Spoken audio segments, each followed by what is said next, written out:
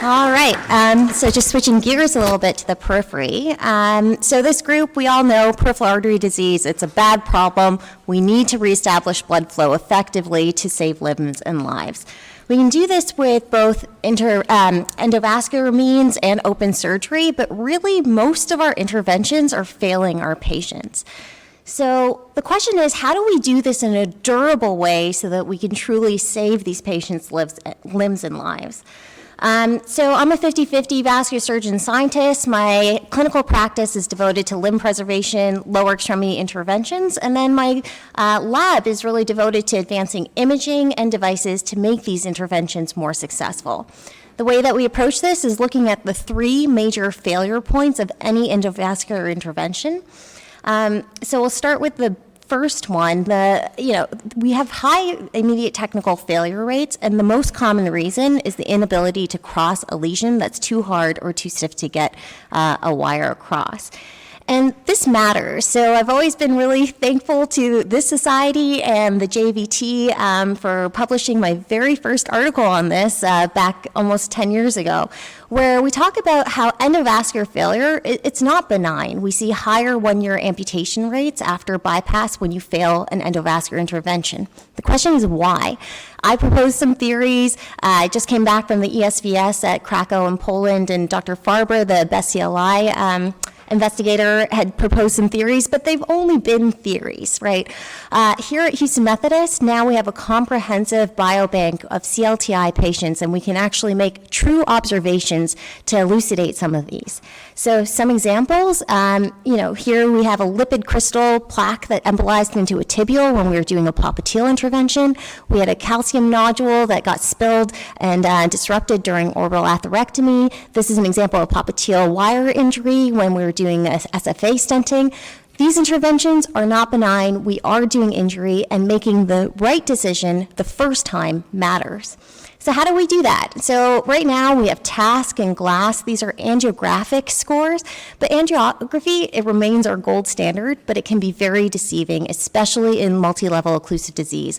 So this is an example of an iliac occlusion, and you can't see below what's actually open. With MRI, we have non-contrast methods that can show you that this patient actually had 3-vessel runoff. You just can't see it on the angio.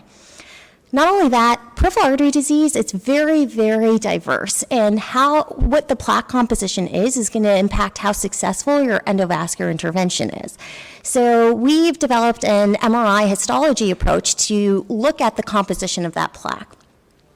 We have shown in this paper that was recently published at the Journal of Vascular Surgery that this approach can tell you if this patient's going to be at high risk of endovascular failure, if you're going to need adjunctive devices or wire escalation, and if you're going to be at higher risk of reintervention. So this is now something that we're validating in 100 patients and got the R01 to do.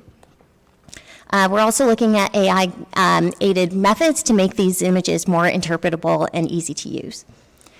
So the second thing is the vessel wall injury. Basically, anytime you're ballooning a vessel, you're damaging it. And there's been a whole host of devices that have claimed to really address this problem. None of them have actually shown any benefit. Some have actually shown harm. And now the public is really demanding that we have more robust evidence to support its use. So how do we decide the right tool for the right patient?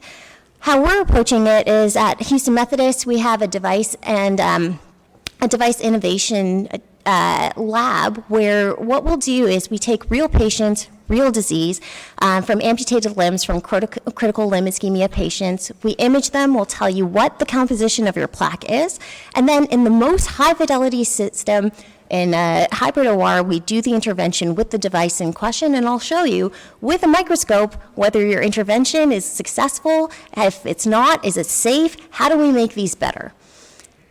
And also that can inform the development of novel devices. This is an example of a steering catheter that we've developed. So with federal funding, but also industry support, we're really changing the standard of care for PVD devices by making sure that we can select the right devices, but make them more effective and safe in the long term. Finally, the re-narrowing. So for below-the-knee interventions, balloon angioplasty remains our mainstay of treatment. What happens when we're doing this? So this is at time 0, when you balloon it open, it looks beautiful on your angiogram, big open lumen, you've actually destroyed the vessel wall. Within about a week, you get some neantomal hyperplasia and re-narrowing.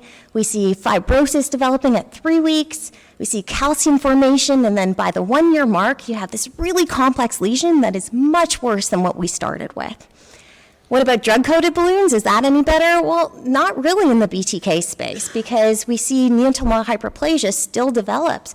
And the reason for that, is because less than 10% is actually getting to the vessel wall, and especially in certain types of plaque. So we're looking at that with scanning electron microscopy, where we can visualize the paclitaxel crystals, and that's also informed the development of a novel type of device where we're going to be using plaque-modifying methods to improve our drug transfer. This is from our provisional patent, and we're working with the Bookout Center and Rice to prototype this now. So ultimately, we're wanting to reduce our failure rates by choosing the right patients and the right devices, but ultimately what we want to do is invent the future of PAD care by making these interventions more successful. So thanks to the many people who supported this work.